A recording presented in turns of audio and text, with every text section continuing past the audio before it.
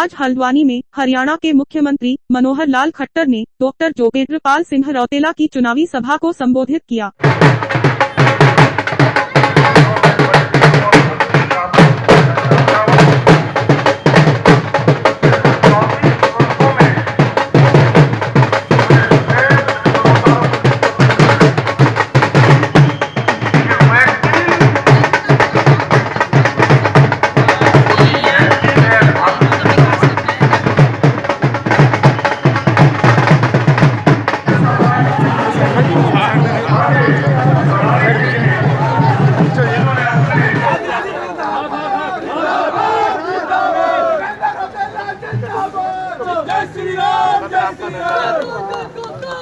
पुष्पगुच्छ देकर आदरणीय मुख्य अतिथि जी का स्वागत करेंगे। मैं अपने आदरणीय प्रदेश के महामंत्री सुरेश भट्ट जी से निवेदन करूंगा, पुष्पगुच्छ देकर आदरणीय मुख्य अतिथि जी का स्वागत करेंगे। मैं आदरणीय ब्रिजेश गुप्ता जी, हमारे विधानसभा के संयोजक प्रभारी, आपसे भी निवेदन करूंगा, पुष्पगुच्छ देकर स्वागत करेंगे।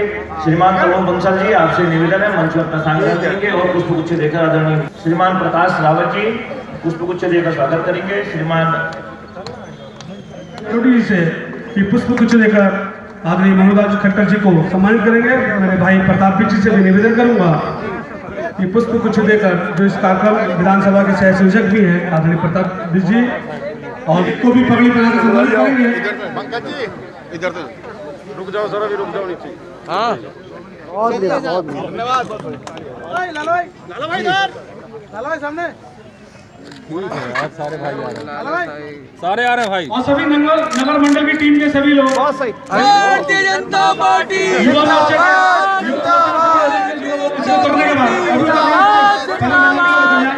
दोनों मंडल के अध्यक्ष महामंत्री जिले के जिंदाबाद जिंदाबाद सभी सम्मानित युवा साथी आदरणीय मनोहर लाल खट्टर जी, आदरणीय मनोहर लाल खट्टर जी।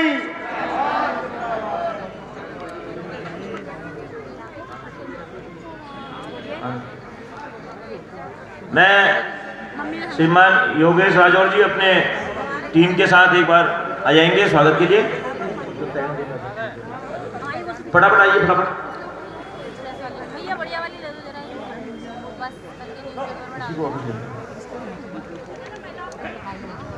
प्रतिभा जी कोई बचना नहीं, महिला मोर्चा के अध्यक्ष, और शांति भट्ट जी सीएम साहब अभी पहुंचे, मनोहर लाल खट्टर जी ने महिला मोर्चा अपना फटाफट आ जाएंगे, वो कर रहे हैं। फटाफट आइए, महिला मोर्चा आइए ना फटाफट, जिले की टीम और पूरे मंडल की टीम।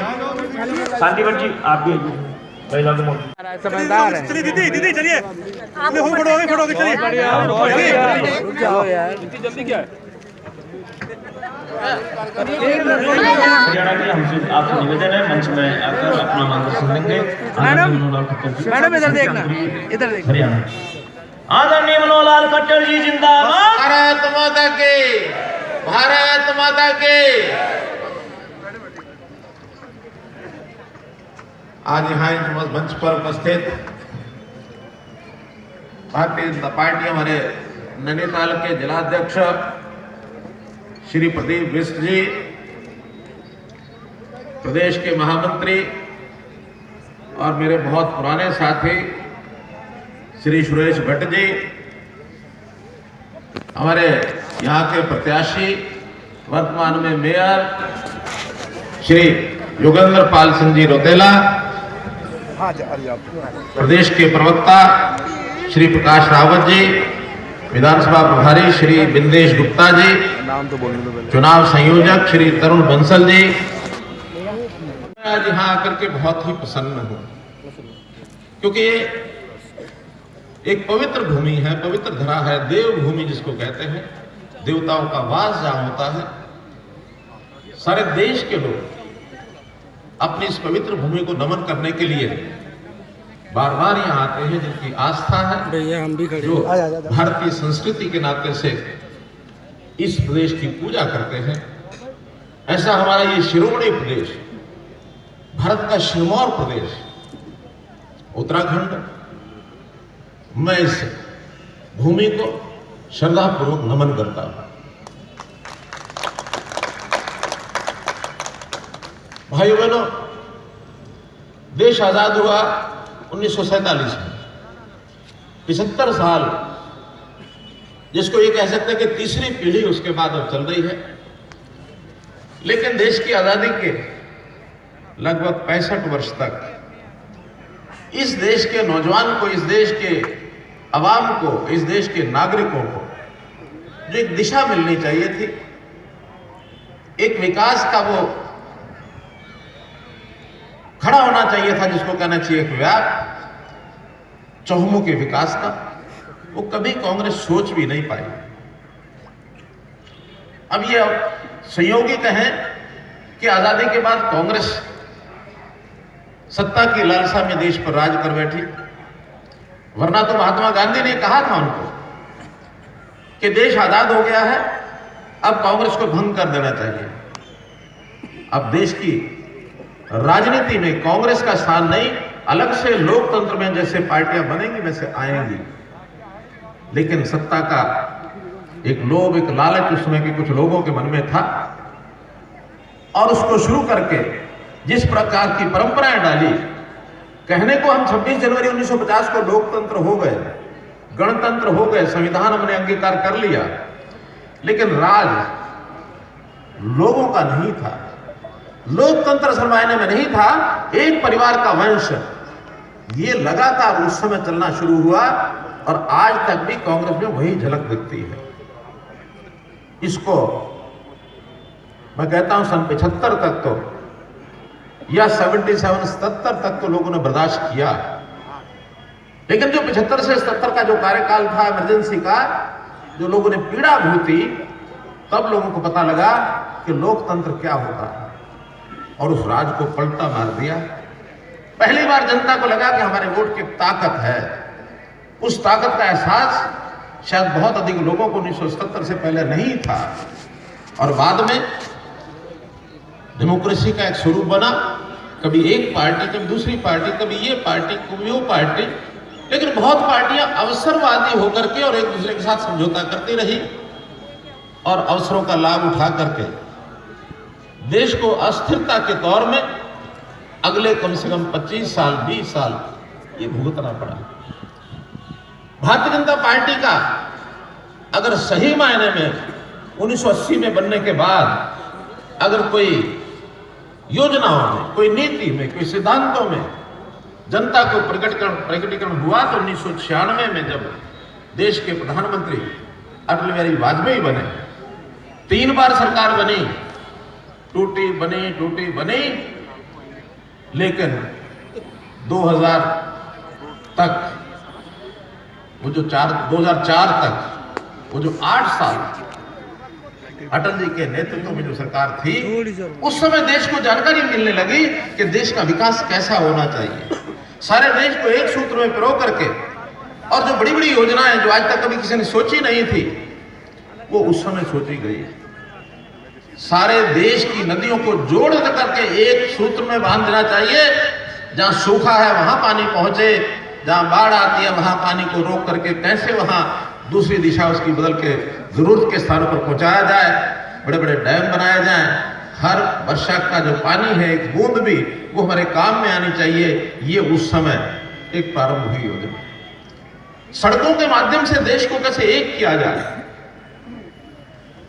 गोल्डन, जिसको स्वर्णिम चतुर्भुज कहते हैं हम, स्वर्णिम चतुर्भुज अटल बिहारी वाजपेयी जी के समय इसकी योजना बनी, और आज वो पूरी होने के बाद लगता है कि उत्तर से दक्षिण, पूर्व से पश्चिम सारा देश सड़कों से, जालों से गूंथा गया है। उसी समय पहाड़ी राज्यों की क्या तकलीफ होती है, पहाड़ी क्षेत्र के लोगों की, ये आवाज ये भाइयों बहनों मित्रों आप लोगों ने उठाई, और जब अलग उत्तराखंड की मांग आपने की, उसको स्वीकार करने वाले और कोई नहीं बल्कि देश के उस समय के प्रधानमंत्री श्री अटल बिहारी वाजपेयी थे। उन्होंने सोच करके, और ये उत्तराखंड का सन 2000 में ये निर्माण हुआ, और उसके बाद एक स्पेशल पैकेज भी उन्होंने दिया उत्तराखंड के विकास के लिए। इंफ्रास्ट्रक्चर, सड़कें, तीर्थ स्थानों का किस प्रकार से पुनरुद्धार करना है, कैसे यहाँ की शिक्षा में युवकों को आगे बढ़ाना है, कैसे यहाँ हेल्थ की फैसिलिटीज, स्वास्थ्य सेवाएं कैसे बढ़ानी है, ये योजना उस समय बननी शुरू हुई। स्पेशल पैकेज के माध्यम से हजारों करोड़ रुपया 2004 तक ये उस समय मिला। लेकिन दुर्भाग्य ये कि 2004 से लेकर 2014 तक हमारे जो प्रधानमंत्री सरदार मनमोहन सिंह जी कहते हैं वो बहुत बड़े अर्थशास्त्री थे। अर्थशास्त्री को आंकड़ों का ज्ञान हो सकता है, क्योंकि अर्थशास्त्री तभी कहलाएगा जब उसको कुछ आर्थिक आंकड़ों का ज्ञान होगा। लेकिन जरूरी नहीं है ज्ञान रखने वाला ये आंकड़े बिगड़ते कैसे हैं और आंकड़े सुधरते कैसे हैं इसकी भी कोई ज्ञान रखता हुआ जरूरी नहीं है। और मनमोहन सिंह को ये ज्ञान नहीं था। मनमोहन सिंह एक ऐसे प्रधानमंत्री इस देश ने 10 साल तक झेले हैं जो अपनी बुद्धि से नहीं चले, रिमोट कंट्रोल से चले। उसी परिवार जिसकी मैं बात कर रहा हूं, जिसकी छत्र छाया में कांग्रेस उस समय से लेकर आज तक जिसको झेल रही है, उसी परिवार की और एक रिमोट कंट्रोल से मनमोहन सिंह जी चलते रहे। ये तो हमारा सबका सौभाग्य है कि 2014 में नरेंद्र मोदी जैसे एक दृष्टि रखने वाले, एक दूर की दृष्टि रखने वाले शख्स देश के प्रधानमंत्री बने। विजनरी एक जो व्यक्ति होता है, जो जमीन से जुड़ा हुआ है, क्योंकि उन्होंने राजनीतिक क्षेत्र में आने से पहले समाज सेवा के बहुत काम किए, बहुत पापड़ बेले। उनको जमीन पर तकलीफें क्या है लोगों की, उनको जानकारी है। मैं तो इसलिए कह सकता हूं कि नरेंद्र मोदी जी के साथ उनके मार्गदर्शन में मैंने 5 साल काम किया है। उनका कहना हमारा लक्ष्य अच्छा है तो कोई भी काम है वो ठीक ही होगा, गलत नहीं हो सकता। और एक अच्छी बात उस समय की मुझे जो याद है, इस प्रदेश से, इस क्षेत्र से कितना वो प्रेम रखते थे। अभी वो संगठन का काम करते थे, मुख्यमंत्री नहीं बने थे गुजरात के। सन 2000 में एक दिन उन्होंने मुझे कहा कि 2014 में जब प्रधानमंत्री बन गए देश के नरेंद्र मोदी, तो उन्होंने वैसे तो सारे देश की चिंता की, सारे समाज की चिंता की, लेकिन उत्तराखंड की विशेष चिंता की। और उत्तराखंड में आपको तो सब पता है, श्री केदारनाथ, श्री बद्रीनाथ, इनके पुनरुद्धार का, पुनर्निर्माण का जो काम किया, क्योंकि ये प्रदेश ऐसा है जहां कई बार प्राकृतिक विपदाएं आई हैं और प्राकृतिक विपदाएं वो इस प्रदेश के जीवन का एक हिस्सा बना हुआ है। लेकिन उसमें जितनी संभाल, जितनी जल्दी हमारे ये प्रधानमंत्री करते हैं, शायद ही कभी पीछे किसी ने ध्यान किया हो। यहाँ का इंफ्रास्ट्रक्चर, ऑल वेदर ये रोड्स, हर मौसम की जो रोड है वो गर्मी भी सहन ले, सर्दी भी सहन ले, क्योंकि सड़कों पर भी मौसम का असर होता है। उन्हें ये रोड्स बनाई और 11,700 करोड़ रुपए इन ऑल वेदर रोड्स के ऊपर इस कार्यकाल में खर्च कराया है। हो गया, चलो किया है, करते रहेंगे, करते रहेंगे। बहुत बढ़िया, बहुत बढ़िया।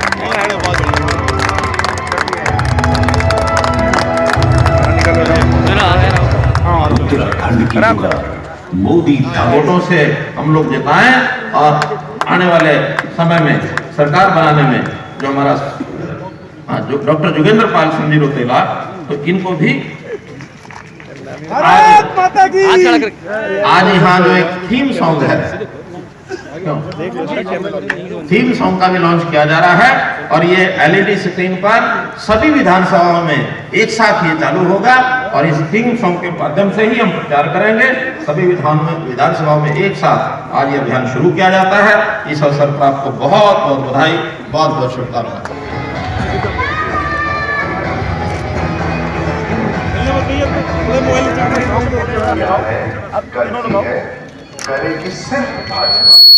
अरे अपनी है मोदी, अपनी है भाजपा, किया है, करती है, करेगी सिर्फ भाजपा।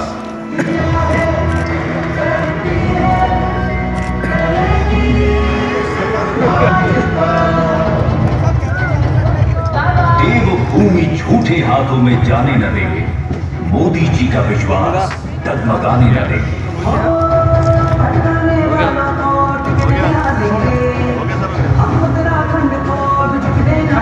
और वहाँ उत्तराखंड की सिर्फ करती है कर ले बात 50 कर ले 50 सर 50 कर लीजिए यहाँ को सामने देख के sir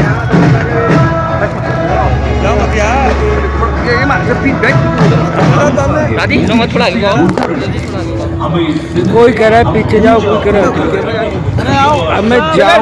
thank you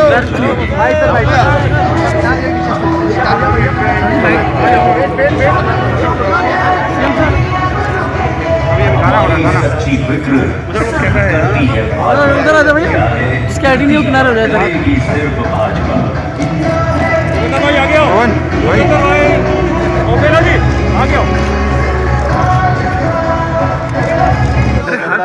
video screen लगा करके सब जगह कार्यक्रम का सीधा प्रसारण भी किया गया है और एक जो गीत है जो लॉन्च किया गया है, जो हमारा थीम गीत रहेगा उत्तराखंड नाव का, इस नाते से आज इस कार्यक्रम में हमारे अधिकांश कार्यक्रम सीएम साहब हुए हैं, क्योंकि कोविड के कारण से बड़ी संख्या में सभाएं इसकी अनुमति नहीं है, लेकिन छोटी सभाएं करके सभी जगह 70 जगह पर ये कार्यक्रम किए गए हैं।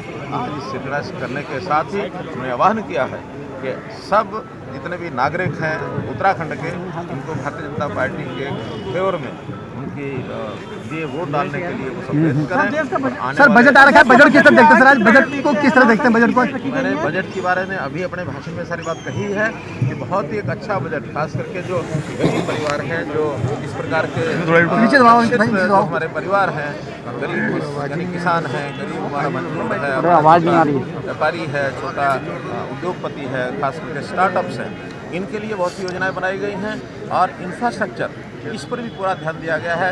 25,000 किलोमीटर हाईवेज की आज बात कही गया है। अगले जो 22-23 का बजट है 25,000 किलोमीटर सड़कें बनाई जाएगी। रोपवे के लिए भी 80 किलोमीटर रोपवे, जिसमें अधिकतर रोपवे पहाड़ी क्षेत्र खास करके उत्तराखंड और हिमाचल, उसी के लिए दिया गया है। और इसके बाद किसानों के लिए जिसमें बहुत योजनाएं बनाई गई हैं, 1 लाख करोड़ रुपया